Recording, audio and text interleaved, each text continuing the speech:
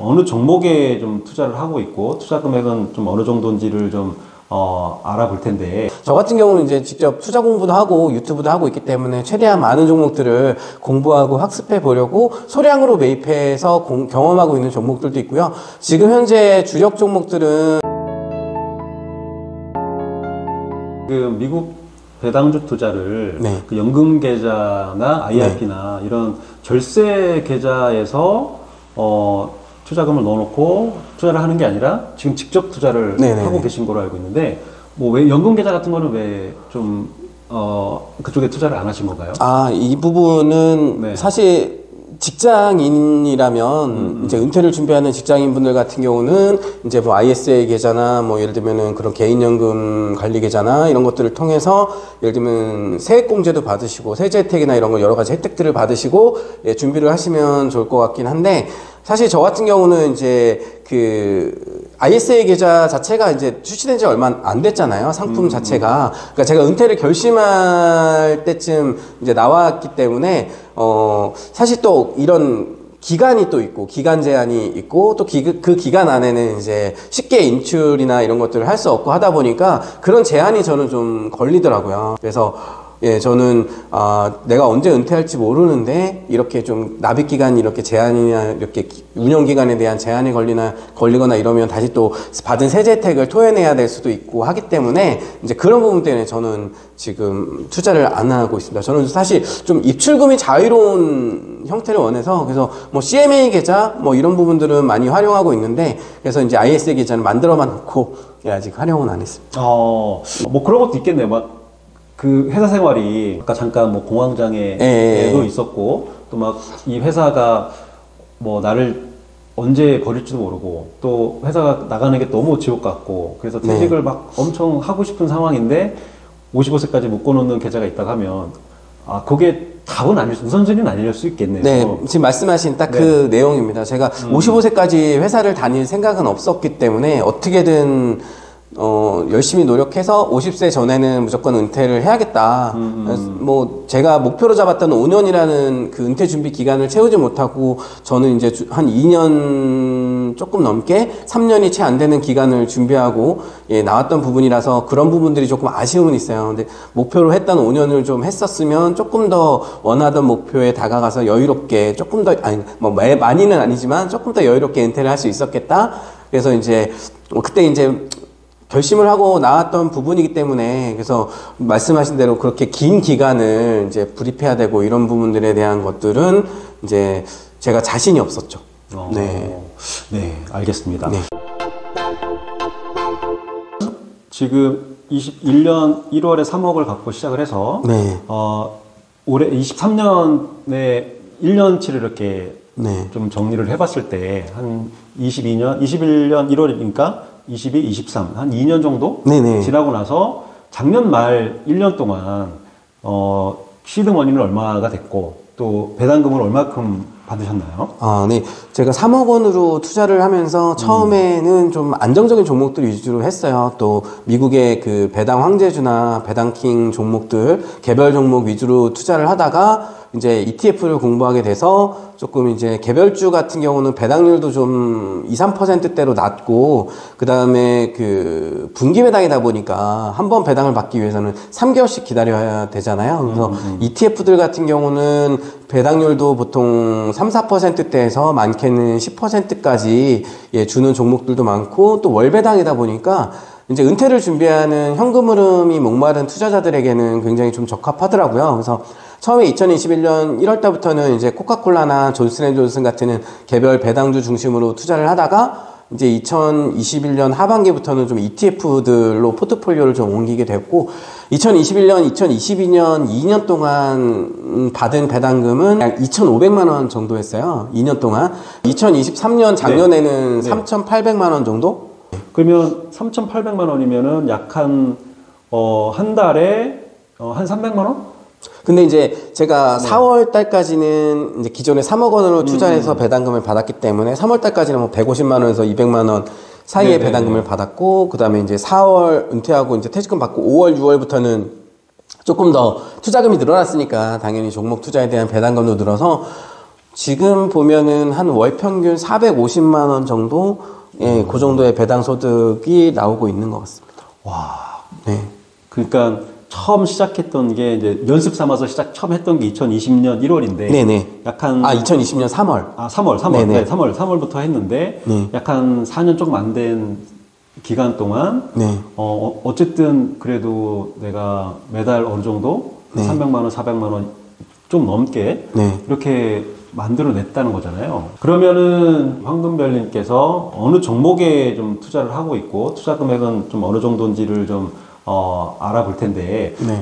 모든 지금 ETF 갖고 있는 미국 주식이 종류가 되게 많으실 거라고 네. 알고 있는데 그걸 다 얘기하기에는 좀 시간상의 문제도 있고 대표적인 좀 굵직굵직한 거 위주로 좀 말씀을 해줄 수 있을까요? 어느 종목에 지금 투자를 하고 계신지? 제가 지금 처음에 미국 주식 시작할 때는 말씀드렸듯이 개별 종목 위주로 중심에 투자를 하다가 이제 그 다음에부터 이제 ETF 중심으로 투자를 하고 있고요. 지금 현재 보유하고 있는 ETF들은 종류가 굉장히 많은데 저 같은 경우는 이제 직접 투자 공부도 하고 유튜브도 하고 있기 때문에 최대한 많은 종목들을 공부하고 학습해 보려고 소량으로 매입해서 경험하고 있는 종목들도 있고요. 지금 현재 주력 종목들은 미국 채권형 커버드콜 ETF인 TLTW가 가장 비중이 크고 그 다음에 제피Q 그리고 최강의 배당 성장 ETF라고 요즘 불리는데 SCHD 그리고 고배당 ETF 중에 QILD, XYLD 그리고 우선주 ETF 중에 PGX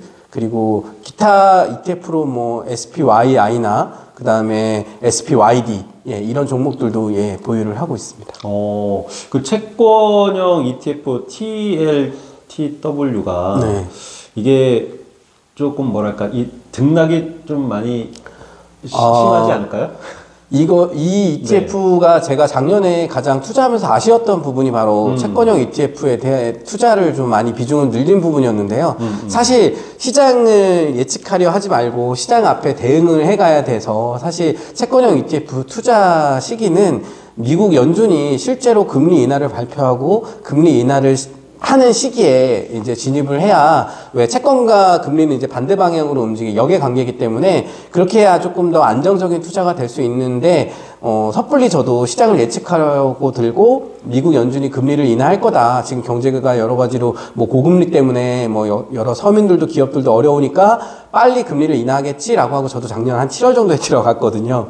근데 그 이후에 이제 채권 가격이 미국 국채 금리가 발작을 일으켰죠. 그래서 지금 저도 이제 손실을 보고 있는데 그렇기 때문에 이런 투자분 저도 뭐 항상 성공할 수만은 없으니까 그래서 그런 부분들을 이제 방어하면서 지금은 이제 강의로 이제 소득을 벌고 하기 때문에 되도록이면은 이제 이런 TLTW가 손실을 보고 있어서 TLTW에 받는 배당금은 그대로 다 배당금으로 달러로 적립해서 외화 RP에 투자를 한다거나 아니면 이걸 해칭하기 위해서 TMF라는 채권형 세배 레버리지 ETF에 투자를 해서 다가올 금리 인하 시기를 준비하는 그런 과정들을 경험을 하고 있습니다. 그래서 다양한 종목들 많은 것들을 경험해 보면서 하다 보니까 뭐 각자 투자자한테 맞는 ETF들이 있을 것 같아요. 저 같은 경우는 보유하고 있는 종목들 중에 제피 같은 경우 그리고 PGX 그 다음에 SCHD 이런 종목들이 가장 좀 편안한 종목들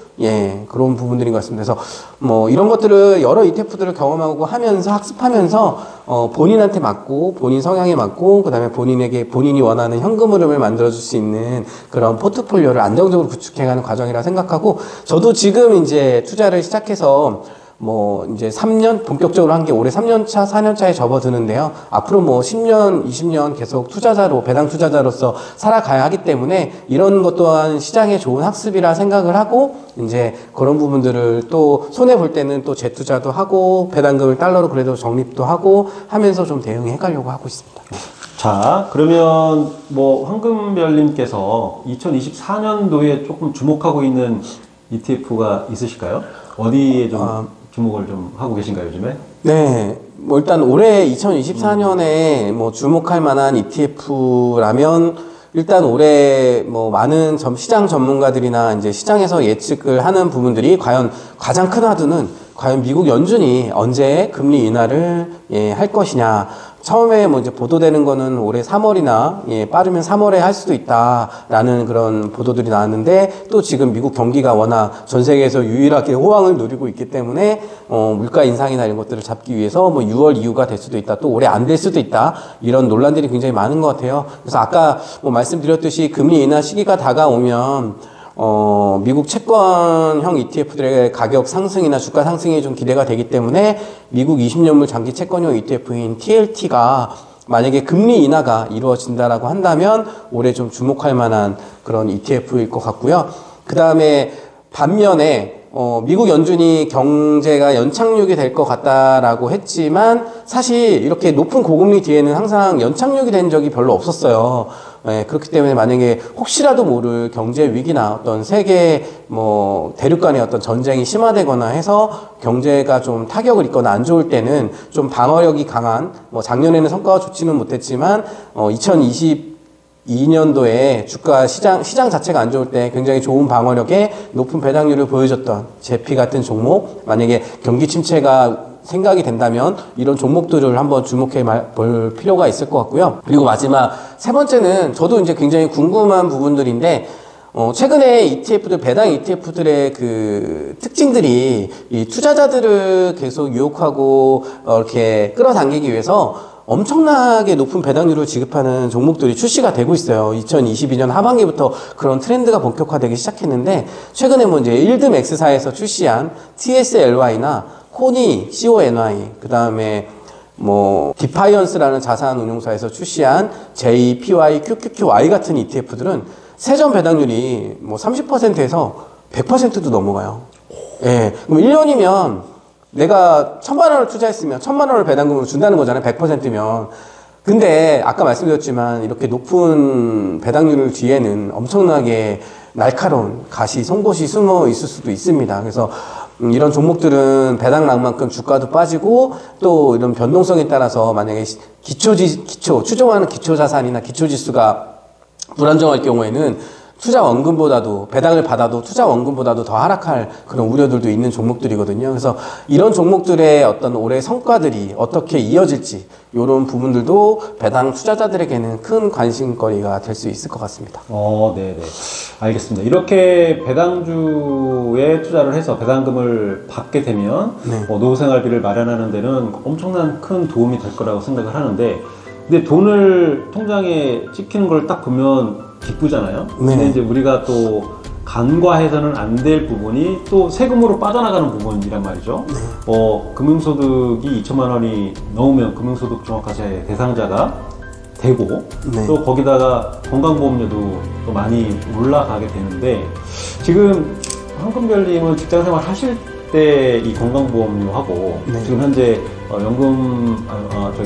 배당금으로 3,800만 원 정도요, 이렇게 받았을 때의 건강보험료하고 좀 차이가 많이 있나요?